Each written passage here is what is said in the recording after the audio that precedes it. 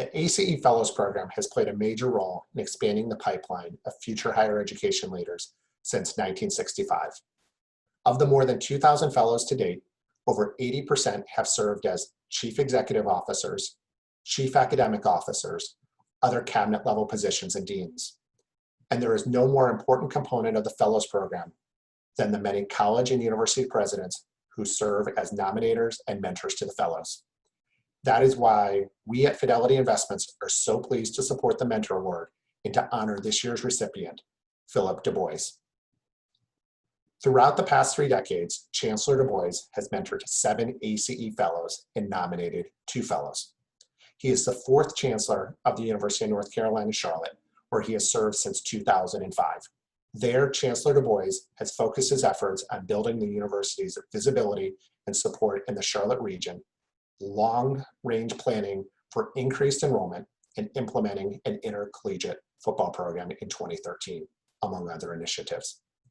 During his tenure, completed applications among freshmen and transfer students have grown by 91%, while other enrollment has risen by 38%.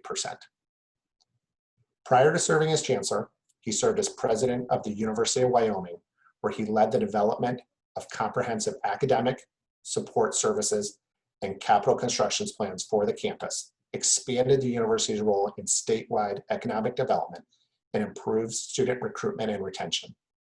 On behalf of ACE and Fidelity Investments, congratulations, Chancellor Dubois.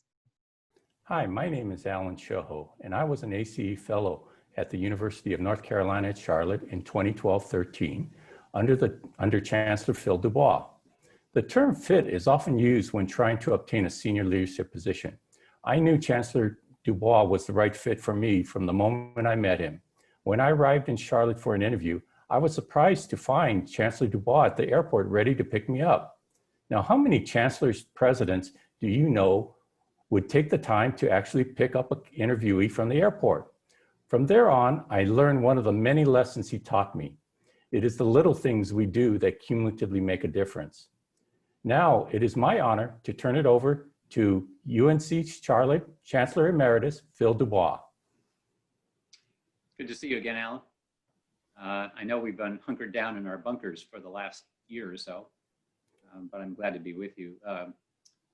I was told that a good thing I could do to start out our conversation was to sketch a little bit of my background and how I came to be a chancellor and my work with the fellows over the years. I was a first-generation college student attending UC Davis as an undergraduate. My senior honors advisor said that I would make a good political science professor rather than a lawyer, that my mother thought I should be. So I decided to go to graduate school in political science at the University of Wisconsin-Madison and earned both my master's and my PhD there. Funny enough, I ended up, my first faculty position was at UC Davis. And I was a pretty young 25-year-old teaching 18-year-olds. But it was very rewarding. I enjoyed it very much. But I decided early on that I would get involved in university administration if I could. And so when I'd earned tenure, I took a position as a faculty assistant to the Vice Chancellor for Academic Affairs and the Vice Chancellor for Student Affairs. And that was mostly small tasks to support the Vice Chancellors, but eventually my boss, who was the Associate Vice Chancellor in Academic Affairs, decided to leave his position. And they started a search and the outcome wasn't great. So the Vice Chancellor walked down the hall, came in, closed the door and said, "You need to apply for this job." And sure enough, I did, and I got it. And so I served about 10 years in the administration at Davis, and then took the position as a Vice Chancellor for Academic Affairs at UNC Charlotte and worked for the 3rd Chancellor there, Jim Woodward. And it was a spectacular experience. Did it for about 5.5 years though, and ended up getting a call from folks associated with the University of Wyoming and went out there as their president in 1997 and had an 8-year run. But in 2004 or 5, Jim Woodward was announcing his retirement. And so I decided I would try to go back to Charlotte as chancellor. And I obtained that position. And we've just finished our 15th year, and I retired on June 30th. So that's one of the reasons that wearing a tie today has been so unusual because at least since March, when we've been hunkered down with the virus, we've been dressing pretty casually around the old office. So yeah, that's how I got to where I am today. It's been a great career, 44 years. And I'm anxious to maybe impart some of what I've learned over the years to others coming along in higher education. Thank you, Chancellor Dubois. We have a series of questions we'd love to ask you about your experience with the ACE Fellows Program. Right. First question is, what made you decide to accept your first ACE Fellow, and what made you decide to continue to support the ACE Fellow Program? When I went to, when I got into the administration at UC Davis, I was working for Carol Cartwright, who was the new Vice Chancellor for Academic Affairs at Davis. Ultimately, Carol went on to be president at Kent State University and then Bowling Green. But Carol had an ACE Fellow. And I just was part of the meetings with that individual. And I thought this is such a great learning experience for people that if I ever had the chance to offer a similar experience to anyone coming along, that I would do that. So when I got to Charlotte in 2005, talked to Chancellor Woodward, and he agreed that we could try having an ACE Fellow, and we did. And that was, actually, I was going to say I skipped right over Wyoming. I also had fellows at Wyoming, and then again at Charlotte. So probably I've had, I don't know, 7 to 8 ACE fellows over the years. We've sponsored, I think, 3 or 4 of our own folks to go to ACE programming, and that's important too, because you mentor in part the person you're sending away and trying to give them some guidance on how to best use the fellowship year. And then I've often had non-ACE fellowship or mentorship opportunities. I would create faculty assisted positions wherever I went because I found that that's how I got involved in the administration, and it was a good chance for someone to see how administration worked close up. So yeah, it's been very rewarding, I hope, for the fellows and certainly for me. I can attest to that. The second question is, what is the most important leadership lesson you've imparted to your mentees? Well, you know, I have a little phrase that I use, and it's, some people think it's rather comical at this point, but I've always said details matter. And that as a leader, you need to be responsible for making sure that you've presented your institution in the best possible light. And there are a lot of ways you can really devalue your institution if you're not attentive to the small details.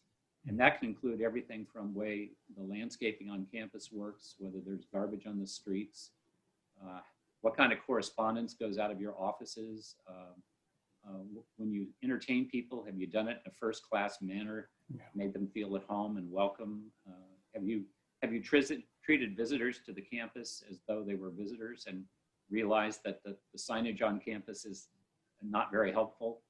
And this is not really a slogan for the chancellor to micromanage everybody, but for the chancellor or president to simply impart, as part of the culture, the notion that everything we do will matter in how this institution is perceived by other people. And this becomes particularly true when you have a crisis on campus, because hopefully you've built up a well of goodwill and understanding in your community that you're a first-rate institution and that you care about things and you care about your students and your faculty and staff, that when a crisis hits, people can't completely give you a free pass, but they're at least willing to hear you out. And as you know, we've had a couple of crises in my career that certainly played off that reality. Yeah.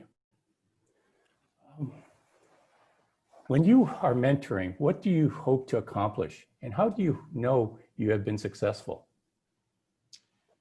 Well, you know, I think the ultimate test for ACE is to see whether or not people can leave their fellowship and land in an administrative role, either back at their home institutions or perhaps move into one in another institution. And that was the case with you, and it was the case with one of my recent mentees, Karen Morgan, who's at Johnson C. Smith University.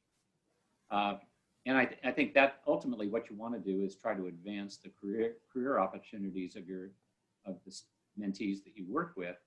But beyond that, I've always felt that if I could help them experience a little bit of what it's like to be a senior administrator, that those would be valuable lessons to have in lots of different roles, whether one's going on in the administration or continuing work in the faculty and as part of the faculty governance process. So I've just really tried to open the door to what life would be at my institution doing what I do, and whether or not that's been helpful to people. The key to me is to provide full access.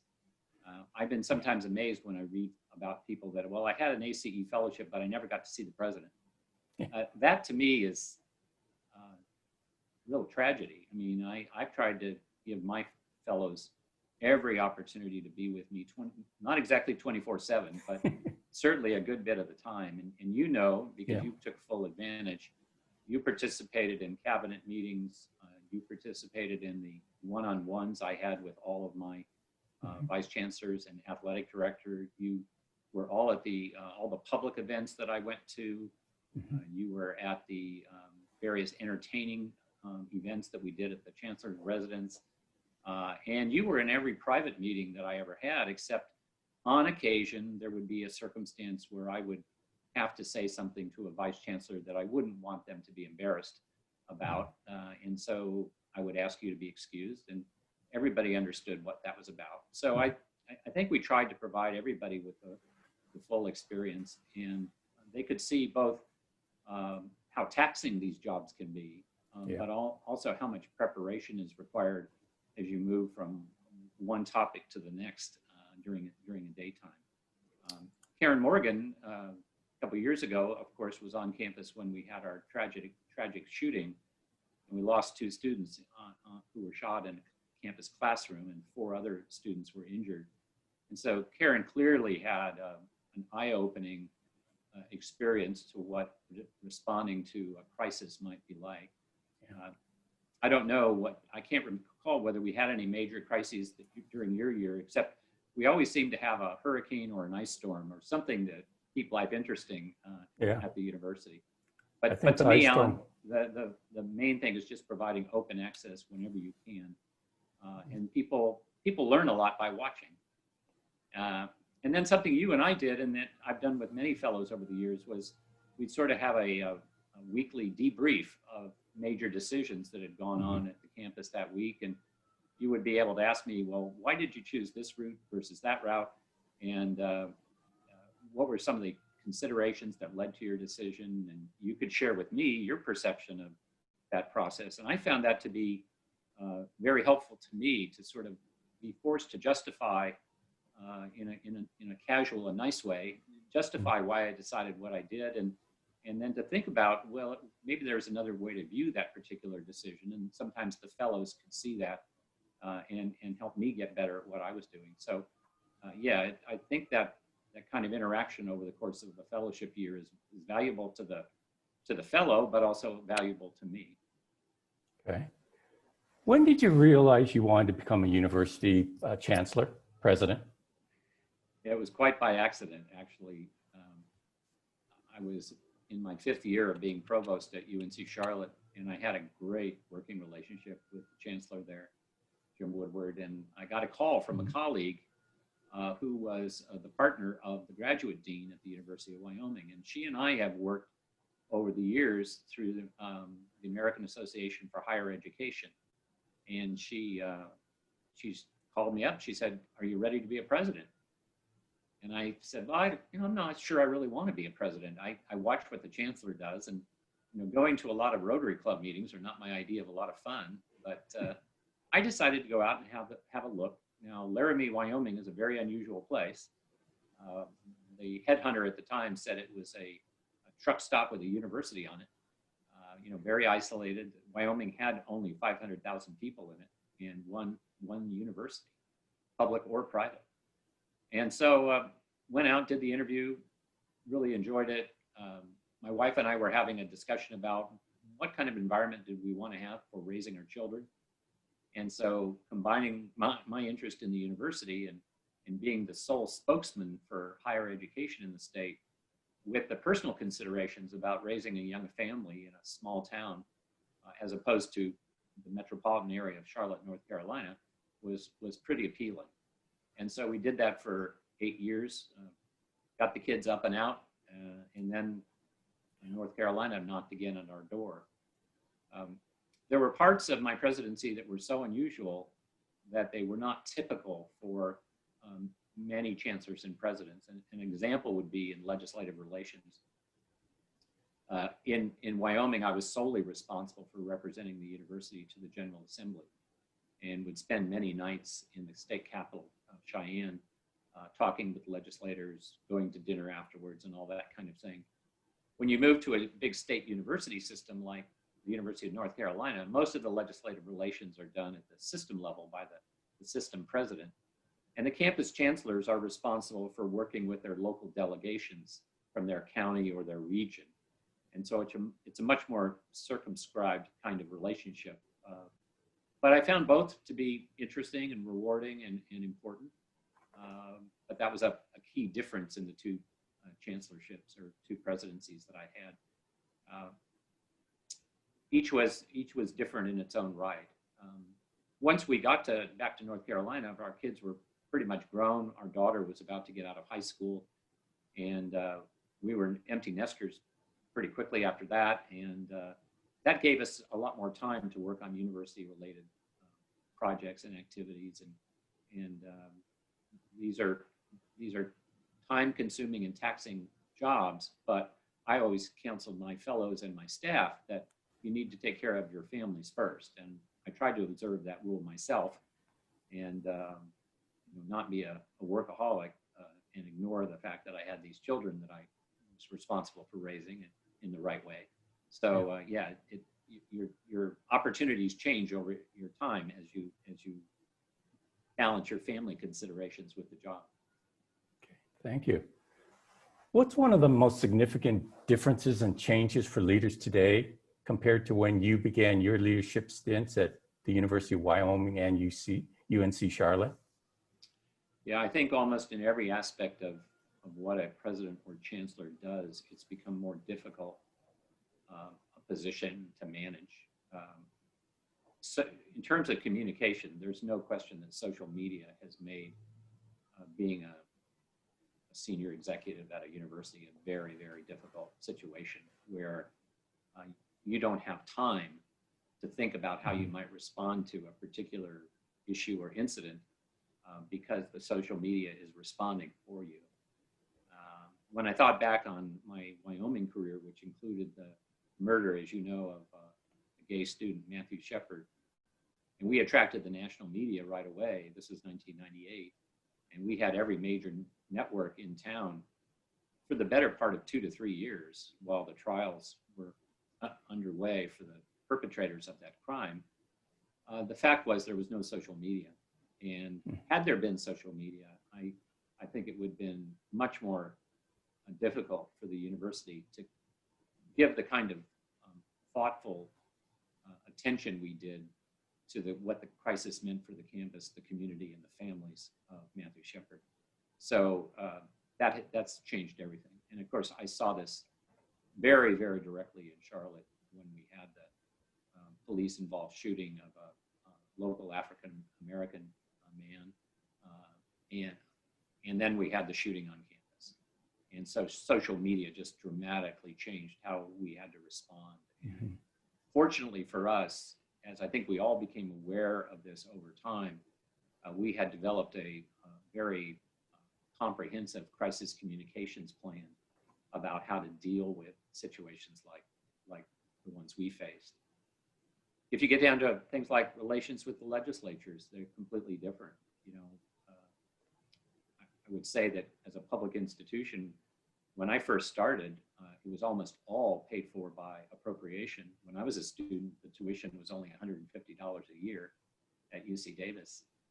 Now tuition at Charlotte is about 40% of the total cost of running the institution. Mm-hmm. So it puts a lot more pressure on the administration to make sure that the appropriation levels are supported by the General Assembly, but also that you hold down your costs as much as you can, because anything you do that's new is going to cost more money, and that may be tuition that you're passing on to your students, and that can be harmful to their opportunity to finish their degree. Athletics is a different kettle of fish than it was when I started. I was one of the co-founders of the Mountain West Conference back in Wyoming, so I had some insight into what a big deal athletics were becoming, but I had no idea until we got back into creating a football program at Charlotte, and then getting into a Division I opportunity at Conference USA. You could probably go down each part of the job and identify things like that that have just made it much more complicated and difficult.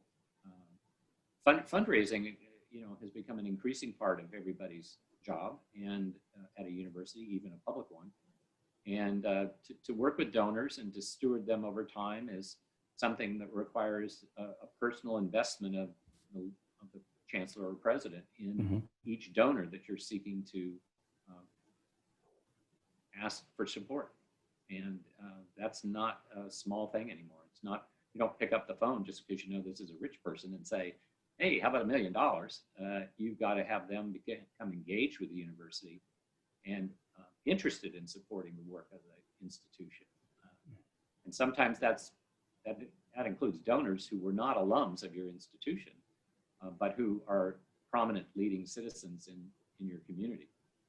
And we have a very excellent full ride scholarship program called the Levine Scholars at Charlotte. And that was from Leon and Sandra Levine, who had no prior affiliation with the university, but whom we really worked over many years to share with them the vision we had for the institution and for those fellows who would become Levine Scholars, rather. And so they've now gradually expanded that program over time. So it's been terrific for the school and for the students. So I think all those things have made it more difficult. And that's why I say if someone's thinking about higher education administration, the number one lesson is to make sure your skin is tough enough to take it, and that you've got a good sense of balance between your personal and your professional life. Because if you don't do that, you're going to end up ruining one or the other. There's certainly many examples of presidencies or chancellors that have crashed prematurely for inattention on the president's part to what they were doing and why they were doing it. As you examine the landscape in higher ed today, what advice would you offer to future ed leaders? Well, I guess I would say that I don't think it's necessary to try to plan every step in your career going forward. I think allow a little room for serendipity to take over. Kind of what happened to me with Wyoming. I wasn't on the job market. I just took advantage of someone who reached out to me and found that turned out to be a good decision for me. And then the same thing coming back to Charlotte was I wasn't on the job market until I heard that Jim Woodward was going to retire. And that would have been and has been my dream job, to come back to a place that I thought had so much potential and so much room for growth and enrichment with some leadership that made it possible for me. So I think allow for a little bit of room for choices to come your way that you might not expect, and then make sure you really want to do the job. It is difficult, as you know. When you've gone to the University of Wisconsin in Milwaukee, and then you faced such difficult times relative to the budget in Wisconsin and enrollment issues that you have, that's a very different kind of situation than I faced when I went to Charlotte. When I was going to Charlotte, the city was growing, the university was growing, the economy was diversifying, and